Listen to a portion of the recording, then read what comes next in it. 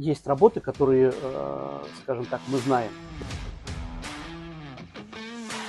и которые, даже если возникают какие-то трудности, мы 100% знаем, как их решить.